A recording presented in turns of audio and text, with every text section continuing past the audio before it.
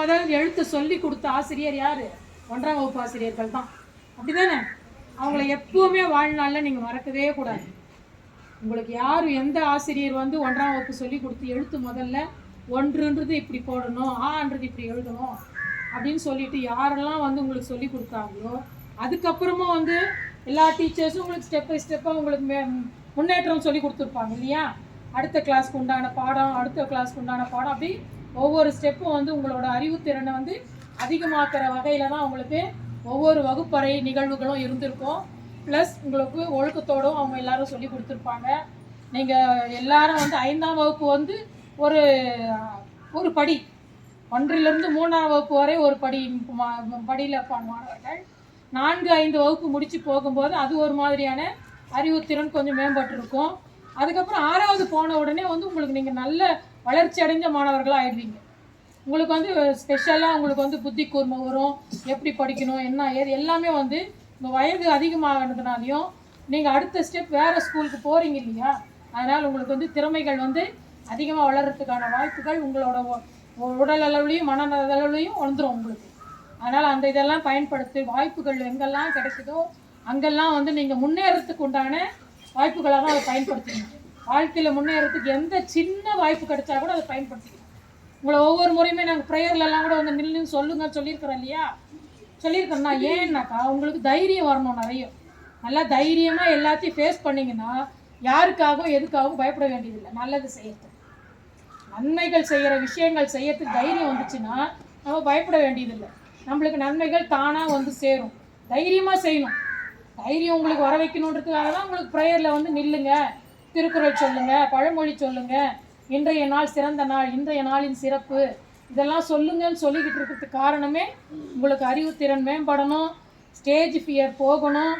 இதுக்காக நம்ம இன்றைக்கி இதை கற்றுக்கிட்டு வந்து நாளைக்கு நாம் சொல்லணும். அந்த போட்டி மனப்பான்மை படிப்பில் மட்டும்தான் வரணும். போட்டியும் பொறாமையும் எதில் மட்டும்தான் இருக்கணும்? படிப்பில் மட்டும்தான் இருக்கணும். அந்த படித்து முடிக்கிற வரைக்கும் போட்டி பொறாமை எல்லாருக்கும் இருக்கணும்.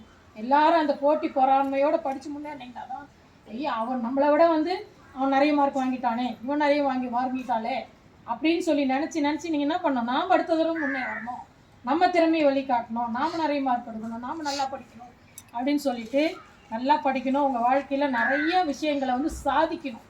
இந்த பள்ளியிலேருந்து படிச்சுட்டு வெளியே போகிறவங்க அதிகமான சாதனைகளை உருவாக்குகின்ற சாதனையாளர்களாக நீங்கள்லாம் வந்து பேர் எடுக்கணும்.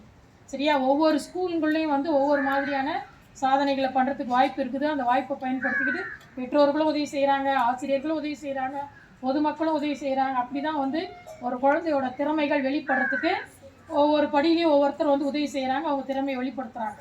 அந்த மாதிரி நீங்களும் என்ன பண்ணணும்? உங்கள் வாழ்க்கையில் எப்பெல்லாம் வாய்ப்பு கிடைக்குதோ அப்போல்லாம் வந்து அந்த வாய்ப்பை பயன்படுத்திட்டு உங்களோட வாழ்க்கை முன்னேற்றத்துக்கு அதை பயன்படுத்தணும். நல்ல பசங்கன்னு பேர் எடுக்கிறதுக்கு பயன்படுத்தணும். நான் இந்த ஸ்கூலில் படிச்சுட்டு வந்தாங்களா, அந்த பசங்க நல்லா படிப்பாங்கப்பா, நல்லா இருப்பாங்கப்பா அப்படின்னு சொல்லணும்.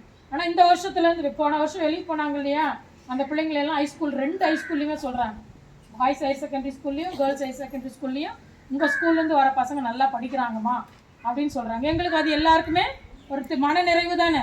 ஓ பரவாயில்ல, நம்ம நல்லா சொல்லி கொடுத்து அனுப்பிச்சிருக்கிறோம், நம்ம பிள்ளைங்கள்லாம் அங்கே போய் நல்லா படிக்கிறாங்க அப்படின்னு நாங்கள் வந்து ஒரு நிறைவடைகிறோம்.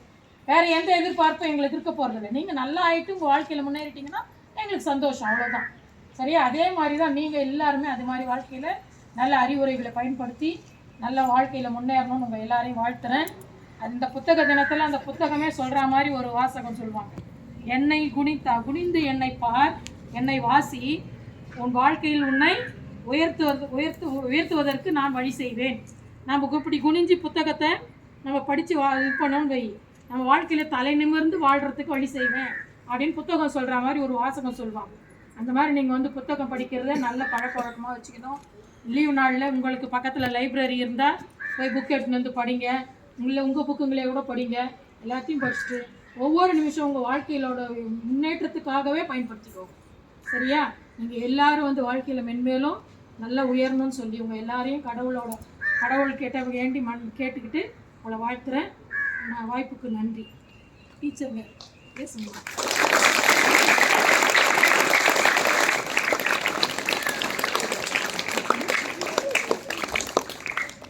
தலைமை தலைமை ஆசிரியருக்கும் ஆசிரியர் பெருமக்களுக்கும் மாணவ செல்வங்கள் அனைவருக்கும் பிற்பகல் வணக்கம்.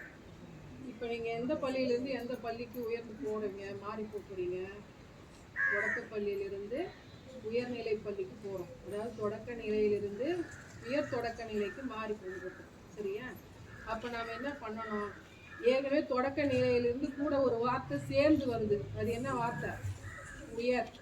அப்போ நம்ம எண்ணங்களும் சிந்தனைகளும் எப்படி இருக்கணும்? உயர்ந்ததாக தான் இருக்கணும். புரியுதா? அதே மாதிரி நீங்கள் என்ன பண்ணணும்? நிறைய பள்ளியிலிருந்து இப்போ அந்த உயர்நிலை பள்ளிக்கு வரப்போகிறாங்க இல்லையா, உங்களை மாதிரியே குழந்தைங்க. அதில் நல்ல நட்பு எது, தீய நட்பு எதுன்னு சொல்லிட்டு உங்களுக்கு பிரித்தறிய தெரியணும். எல்லாருமே வருவாங்க ஃப்ரெண்ட்ஸாக இருக்கணும். நமக்கு யார் நல்லது நினைக்கிறாங்க, நல்ல பழக்க வழக்கங்களோடு இருக்கிறாங்க, நல்லா படிக்கணுன்ற சிந்தனையோடு இருக்கிறாங்கன்ற குழந்தைகளை நம்ம என்ன பண்ணணும்? நம்ம சுற்றி இருக்கிறவங்களேருந்து அடையாளம் கண்டுபிடிக்க முதல்ல கற்றுக்கணும் இல்லையா? கெட்டவங்களோட சேர்ந்தால் நமக்கு என்ன பழக்கம் தான் வரும்? கெட்ட எண்ணங்களும் சிந்தனைகளும் தான் அதிகமாக இருக்கணும். அதனால் நம்ம பழக்க வழக்கங்களை நம்ம மாற்றிக்கணும். யார் நம்மக்கிட்ட பழக வந்தாலும் நம்மளுடைய நல்ல குணங்களிலிருந்து நாம் மாறக்கூடாது அப்படின்ற உறுதிமொழியை நம்ம எடுத்துக்கணும். அதே மாதிரி ஆசிரியர்களை மதிக்கணும், பெற்றோரையும் சொல்கிற வார்த்தைகளையும் நம்ம மதிக்கணும். முதல்ல நம்ம நல்லா இருக்கணும்னு நினைக்கிற ஜீவன்கள் யார்? நம்ம அப்பாவும் அம்மாவும். வீட்டில் இருந்து அங்கேருந்து அவங்க சொல்கிறத கேட்டு தான் நம்ம வெளியே சமூகத்துக்கு வரோம். பெற்றவங்க சொல்கிறத நம்ம என்ன பண்ணணும்? சொல்கிற வார்த்தைக்கு மதிப்பு கொடுக்கணும், எதிர்த்து பேசக்கூடாது. அதே மாதிரி நீங்கள் படிப்பு எனக்கு சுமாராக தான் இருக்குது மேடம், எனக்கு வரல அப்படின்னு சொல்லிட்டு அதிலே மூழ்கிடக்கூடாது.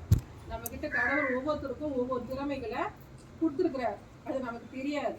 இப்போ எனக்கு விளையாட்டுலாம் ஆர்வம் இருக்குது, படிப்பில் ஆவரேஜாக தான் இருக்கிறேன்னா, உங்களுக்கு திறமை எங்கே இருக்குதோ அங்கே போய் நீங்கள் என்ன பண்ணலாம்? ஈடுபாடோடு இருக்கலாம். அதே மாதிரி ஸ்போர்ட்ஸ் ஈவெண்ட்ஸ் நிறைய இருக்கும் இனிமேல் ஹைஸ்கூல் இல்லையா? அதனால் எல்லா ஸ்போர்ட்ஸ் ஈவெண்ட்ஸ்லையும் நீங்கள் என்ன பண்ணணும்? பங்கேற்கணும். வெற்றி அடையிறது அதுக்கு அப்புறம் தான். பார்ட்டிசிபேட் பண்ணுறது தான் என்ன பண்ணணும்? ரொம்ப முக்கியம். சரியா? அதே மாதிரி நல்ல உணவு பழக்க வழக்கங்களை கடைபிடிக்கணும். உடல் நலம் தான் ரொம்ப முக்கியம். சரியா? நீங்கள் எல்லாரும் உயர்ந்த பதவிகளில் தான் உங்களை இனிமேல் நாங்கள் வளர்ந்து பார்க்கணும். என்னென்ன பதவிகளில் இருப்பீங்க? இப்பயே ஒரு முடிவு பண்ணுவேன், இந்த மாதிரி தான் மாறுவேன், இந்த வேலைக்கு தான் நான் போவேன் அப்படின்னு சொல்லிட்டு எய்மோடு இருக்கணும். ஏதோ நானும் படித்தேன், நானும் +2 பாஸ் பண்ணேன், நானும் டிகிரி படித்தேன், எங்கள் வீட்டில் எப்படி சொன்னாங்க அப்படி சொன்னாங்கன்னு சொல்லிட்டு நம்ம வாழ்க்கையை அடுத்தவங்க தீர்மானிக்கிறத நம்ம விடக்கூடாது. நான் கலெக்டர் ஆவேன், நான் டீச்சர் ஆவேன் அப்படின்னு சொல்லிட்டு ஒவ்வொருத்தர் மனசுலையும் என்ன இருக்கணும்? அந்த எண்ணம் இருந்தால் தான் அதை நோக்கி நம்ம பயணிக்க முடியும். சரியா? எல்லாரும் நீண்ட ஆயுளோடையும் உடல் நலத்தோடையும் இருக்கணும்னு சொல்லி இறைவனை வேண்டிக்கணும்னு சொல்லி விடைபெறுகிறேன். நன்றி,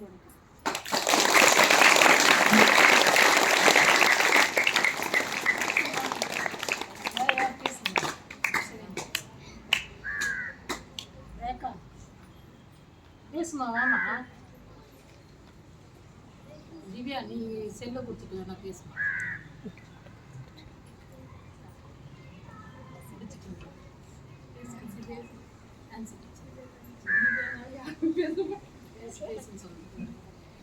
சரி, இப்போ அப்படியே கட் பண்ணலாமா?